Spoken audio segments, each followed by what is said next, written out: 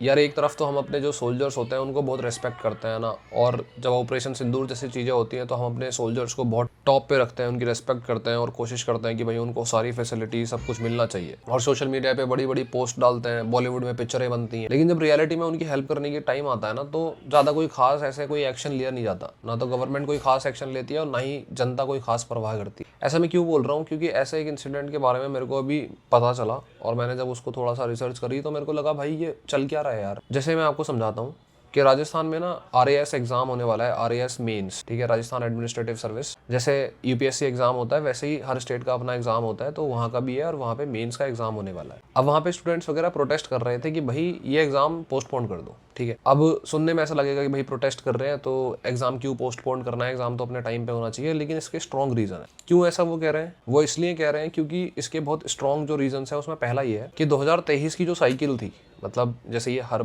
Routine exam है ना, ये चलता रहता है, तो 2023 की जो साइकिल थी इस एग्जाम की, उस एग्जाम के इंटरव्यूज अभी तक हुए नहीं है। इनफैक्ट इंटरव्यूज के रिजल्ट्स भी ऑफ कोर्स अभी तक नहीं आए। और ये वाला दूसरी जो लेटेस्ट साइकिल है, उस साइकिल के मेंस एग्जाम यानी प्रीलिम्स तो खत्म हो गया और मेंस एग्जाम की डेट आ गई। अब ऑब्वियस सी बात है कि जो लोग 2023 में कॉम्पीट कर रहे थे और जिनका सिलेक्शन वहां पे होने वाला है, वो इस एग्जाम में भी कॉम्पीट कर रहे होंगे। और ये भी बहुत ऑब्वियस सी बात है कि जिन्होंने पिछले वाले एग्जाम में अच्छा परफॉर्म किया होगा, जिनका सिलेक्शन होगा, उनका काफी हाई चांसेस है कि वो इस साइकिल में भी उनका सिलेक्शन हो जाएगा। तो जब तक पिछले साइकिल के रिजल्ट्स कंप्लीट नहीं होते तब तक अगले एग्जाम को कराने का क्या सेंस है। मतलब ये है कि एक तो इतनी ज्यादा सीट्स तो होती नहीं है इस टाइप के एग्जामिनेशंस में, उसमें भी जो सिलेक्शंस हुए हैं वो सीट्स तो खाली हो जाएंगी, या तो वो वहां पे लेंगे या यहाँ पे लेंगे, एक ही जगह पे लेंगे, तो ये वेस्टेज ऑफ रिसोर्सेज है, सीटें खाली पड़ी रहेंगी। फिर गवर्नमेंट को, एडमिनिस्ट्रेशन को ये एग्जाम्स दोबारा कराने पड़ेंगे सीटें भरने के लिए और फालतू के रिसोर्सेज वेस्ट होंगे। मतलब ओवरऑल इतने लोग तैयारी कर रहे हैं, वो इसलिए थोड़ी ना तैयारी कर रहे हैं कि भाई सीटें खाली छोड़ दो। दूसरा स्ट्रॉन्ग रीजन ये है कि हमारे जितने भी अपने सोल्जर्स हैं या किसी भी पोस्ट पे वो हों, वो भी RAS का एग्जाम देते हैं, इस टाइप के एग्जाम्स को वो देते हैं। और स्पेशली उनके लिए तो एक कोटा भी होता है, अलग से जगह होती है, हॉरिजॉन्टल कोटा होता है, और उसके तहत वो अपना एग्जाम्स वगैरह देते हैं। अब जो हमारे सोल्जर्स भाई हैं, सोल्जर्स भाई बहन हैं, जो ऑपरेशन सिंदूर का हिस्सा थे, और ये तो आपको पता ही है कि ऑपरेशन सिंदूर और इंडिया पाकिस्तान का जिस टाइम पे कॉन्फ्लिक्ट हुआ था तो छुट्टियां कैंसिल हुई थी, हॉलीडेज अलाउड नहीं थी। इनफैक्ट अगर आपको एग्जाम के लिए भी हॉलीडेज अलाउड नहीं थी, और मेरे हिसाब से प्रोबेबली आज की डेट तक भी उनको छुट्टियां इतनी आसानी से मिलती नहीं है, अभी भी नहीं मिल रही है। तो दूसरा स्ट्रॉन्ग रीजन है कि वो लोग एग्जाम कैसे देंगे। और सपोज कर लो कि वो एग्जाम दे भी दें किसी तरीके से, तो उनको प्रिपरेशन का कौन सा टाइम मिला। तो बात वही है कि भाई उनके लिए रेस्पेक्ट में पोस्ट डालने से कुछ नहीं होगा, उनके लिए बॉलीवुड की पिक्चरें बनाने से कुछ नहीं होगा। जब उनके हक की बात आती है ना तो उन बात को भी नोटिस करना चाहिए, उन बात का भी ख्याल रखना चाहिए। अब जब ये एग्जाम है, इसको पोस्टपोन करने की बात हो रही है, तो ऐसा नहीं है कि पहले कभी एग्जाम पोस्टपोन नहीं हुए। इनफैक्ट पिछली 4-5 साइकिल्स में मोस्ट ऑफ द एग्जाम्स, जितने भी मेंस के एग्जाम हुए हैं, वो पोस्टपोन ही हुए हैं। लेकिन इस बार जब स्पेसिफिक स्ट्रॉन्ग रीजंस है तब एग्जाम पोस्टपोन नहीं हो रहा है। और इसमें अजीब बात और भी है। अजीब बात यह है कि इस एग्जाम को पोस्टपोन कराने के लिए जो प्रोटेस्ट हो रहे हैं उसके सपोर्ट में सभी हैं। मतलब रूलिंग गवर्नमेंट भी है उसके सपोर्ट में, 50-60 MLA ने ट्वीट वगैरह किए हैं, बोला है। और रूलिंग गवर्नमेंट के डेप्यूटी चीफ मिनिस्टर ने CM ऑफिस को भी लेटर लिखा है कि भाई एग्जाम पोस्टपोन होना चाहिए। रूलिंग गवर्नमेंट जो पॉलिटिकल पार्टी है BJP, उनके प्रेसिडेंट भी यही कह रहे हैं, मतलब स्टेट प्रेसिडेंट, उनके जो स्पोक्स पर्सन है वो भी यही कह रहे हैं। अपोजिशन के जो लीडर्स हैं, जैसे कि अशोक गहलोत साहब ने भी ट्वीट किया है, सचिन पायलट ने भी ट्वीट किया है, अपोजिशन के भी जो लीडर्स हैं वो भी यही कह रहे हैं। तो अजीब सी इक्वेशन ये है कि जब सारे के सारे पॉलिटिशियंस, ऑलमोस्ट काफी सारे पॉलिटिशियंस, बड़े बड़े पॉलिटिकल लीडर्स जो है वो ये कह रहे हैं कि एग्जाम पोस्टपोन होना चाहिए, फिर भी एग्जाम पोस्टपोन नहीं हो रहा है। एग्जाम अपने टाइम पे हो रहा है और इनफैक्ट उसका एडमिट कार्ड भी आ चुका है। और अजीब बात यह है कि RPSC, Rajasthan public service commission, वो एग्जाम करा रही है, एडमिट कार्ड भी दे रही है और साथ में प्रेस रिलीज भी निकाल रही है। उसमें लिख रही है कि 20,000 लोगों ने एडमिट कार्ड को डाउनलोड कर लिया है। मतलब 22,000 के आसपास, 21,000 के आसपास टोटल उसमें सिलेक्शन हुआ है जो मेंस का एग्जाम देंगे, और उसमें 20,000 ने एडमिट कार्ड को डाउनलोड कर लिया है। मतलब इस प्रेस रिलीज को देने की क्या जरूरत पड़ी? इसको देने की जरूरत ये पड़ी ना, ये दिखाने की कोशिश है कि भाई प्रोटेस्ट वगैरह से कोई फायदा नहीं हो रहा है। मैक्सिमम लोग जो हैं वो तो एडमिट कार्ड डाउनलोड कर चुके हैं और बाकी के लोग जो प्रोटेस्ट कर रहे हैं वो अलग हैं और उनसे फर्क नहीं पड़ता है। मतलब एक तरीके का ये है कि काइंड ऑफ अ PR, आप ये मान सकते हो। पर किसी के एडमिट कार्ड डाउनलोड करने से, उसके प्रोटेस्ट करने से उसका क्या लेना देना? भाई वो प्रोटेस्ट करे या ना करे, एडमिट कार्ड तो डाउनलोड करेगा, एग्जाम तो देगा ही। एट द सेम टाइम कई सारे ट्विटर हैंडल्स की ऐसी पोस्ट आई जो ये दिखा रही है कि भाई एग्जाम सही टाइम पे हो रहा है, बढ़िया हो रहा है, सब कुछ सही है, और वो फेक ट्वीट्स हैं। काफी हद तक ये दिखाई दे रहा है, मतलब उन अकाउंट्स की कोई क्रेडिबिलिटी नहीं है और दूर दूर तक लग नहीं रहा कि उनका RAS के एग्जाम से कोई लेना देना भी है या नहीं है। तो मतलब ये कैसा अजीब सा ही एक स्ट्रक्चर बन गया है कि मतलब ब्यूरोक्रेसी और पॉलिटिशियंस इन दोनों के बीच में असलियत में डिसीजन मेकिंग की पावर है किसके पास? और पॉलिटिकल लीडरशिप अगर ब्यूरोक्रेसी को बोल रही है कि भाई एग्जाम को पोस्टपोन कर दो, तो हो क्यों नहीं रहा? और अगर पॉलिटिकल लीडरशिप नहीं बोल रही है, तो फिर जो पॉलिटिशियंस हैं, जो पीपल्स रिप्रेजेंटेटिव हैं, एमएलए हैं, इवन डेप्यूटी चीफ मिनिस्टर हैं, बीजेपी के प्रेसिडेंट हैं, एबीवीपी ने भी प्रोटेस्ट को मतलब साथ में ज्वाइन करा था, मतलब इनकी बातें ही नहीं सुनी जा रही हैं, तो फिर आम जनता की बातें तो कहाँ से सुनी जाएंगी? मतलब आप सिंपल समझो यार, हमारा देश कोई ऐसे थोड़ी ना है कि अपने पड़ोसी कंट्री जैसा थोड़ी है। हमारा देश डेमोक्रेसी है भाई। यहाँ पे हमारे पॉलिटिशियंस को आप ये बोल सकते हो कि चलो भाई करप्ट हैं, ये हैं, वो हैं, ठीक है, लेकिन एमएलए हो चाहे एमपीज हो, वही हमारे पीपल्स रिप्रेजेंटेटिव होते हैं।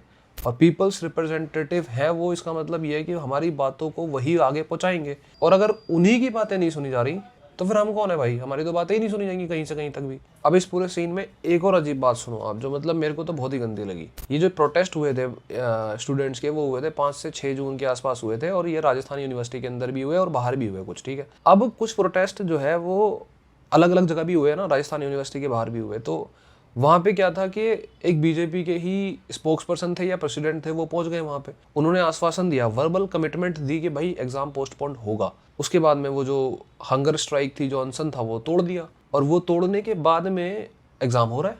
मतलब आप समझ रहे हो कि ये अलग ही एक टेक्निक मिल गई है प्रोटेस्ट को, और अपनी हंगर स्ट्राइक या फिर ऐसी चीज़ों को जो है वो करने, सैबोटाज करने की। मतलब कि झूठ बोल दो या फिर ज़बरदस्ती की प्रॉमिस कर दो जो आप निभा नहीं सकते, क्योंकि झूठ नहीं भी बोला है तो भी आप प्रॉमिस तो निभा नहीं पा रहे हो, फायदा क्या हो रहा है? अब देखो इस सारी कहानी में, चलो ये सारा बात कर ली भाई है, रूलिंग गवर्नमेंट के भी बहुत सारे लोग जो हैं वो भी चाहते हैं कि एग्जाम पोस्टपोन्ड हो, अपोजिशन भी चाहती है, स्टूडेंट्स भी चाहते हैं, बहुत सारे लोग चाहते हैं। और ये हमारे जो ऑपरेशन सिंदूर में पार्टिसिपेट करने वाले या सोल्जर्स वगैरह हैं, उनको भी मतलब सेम ही कहानी है कि वो भी ये चाहते हैं। तो फिर ये क्वेश्चन आता है कि भाई फिर दिक्कत क्या है?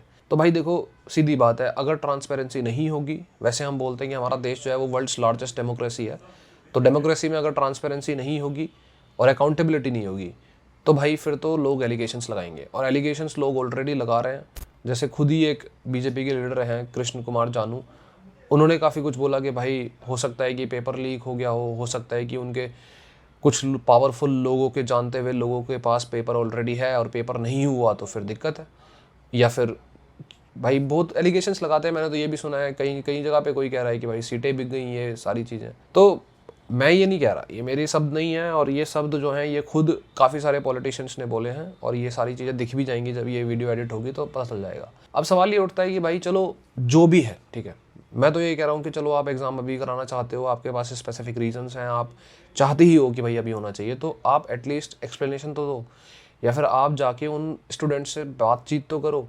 क्योंकि वो स्टूडेंट्स जो हैं वो कोई ऐसे यूथ नहीं है कि भाई फ़ोन उठाया और आईफोन ले लिया किस्तों पे, और उसके बाद में रीलें बना रहे हैं और रीलें बना के अपलोड कर रहे हैं और पैसे कमा रहे हैं और छपरीगिरी कर रहे हैं और देश को बेफालतू में, देश के यूथ को ख़राब कर रहे हैं। ये लोग भाई वो लोग हैं जो इतनी सारी मोटी मोटी किताबें रटते हैं और आपके सिलेबस को पढ़ पढ़ के उसको याद करते हैं। मतलब ये वो क्रीमी लोग हैं कि जिनका अगर सिलेक्शन नहीं भी हुआ ना, तब भी ये वो पॉपुलेशन है जो समझ सकती है कि देश में क्या सही है क्या गलत है, जो देश के सिविक सेंस से लेके और देश के पूरे कल्चर और पूरे सिस्टम को सही करने के लिए आगे, या उसको आगे चलाने के लिए, देश को रन करने के लिए रिस्पॉन्सिबल होंगे। चाहे उनका सिलेक्शन हो या ना हो, वो किसी भी पोस्ट पे जाएं, हो सकता है किसी और नौकरी पे जाएं, कहीं और जाएं, लेकिन देश की वो लेयर है जो इम्पोर्टेंट है, देश की वो लेयर है जो लोगों को सिखाती है कि भाई आगे आपको क्या करना है। और इन्हीं लोगों को देख देख के आगे फिर बच्चे जो हैं वो मोटिवेट होते हैं।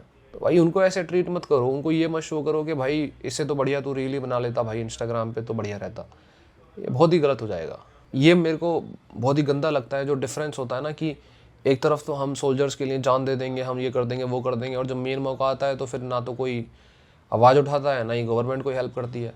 और दूसरा कि भाई हम बोलते हैं, मोदी जी बोलते हैं कि 2047 में हम विकसित भारत बना लेंगे, हम डेवलप कर लेंगे। भाई ठीक है, सब कुछ बढ़िया है, लेकिन वो डेवलप ऐसे ही तो होगा। मतलब अकाउंटेबिलिटी, ट्रांसपेरेंसी, ये सारी चीज़ें बहुत ज़्यादा इंपॉर्टेंट है। और सो फार अगर यहाँ तो अजीब बात यह है कि ये नहीं समझ में आ रहा है कि पावर, और ये मतलब जो है ना कि पावर किसके हाथ में है भाई, कौन डिसाइड कर रहा है और किससे सवाल पूछें। क्योंकि अक्सर हम क्या करते हैं, प्रोटेस्ट करते हैं नेताओं के अगेंस्ट, है ना। नेता तो हमारे बगल में खड़े हुए हैं, हमारे साथ खड़े हुए हैं, हमारे आगे खड़े हैं, पीछे खड़े हैं, उन लोगों के उन स्टूडेंट्स के पीछे आगे पीछे खड़े हुए हैं। अपोजिशन वाले भी, रूलिंग वाले भी। तो अब सवाल किससे पूछें? ये तो अजीब ही स्ट्रक्चर ऑफ पावर हो गया है कि आपको यही नहीं पता कि क्वेश्चन किसे करना है।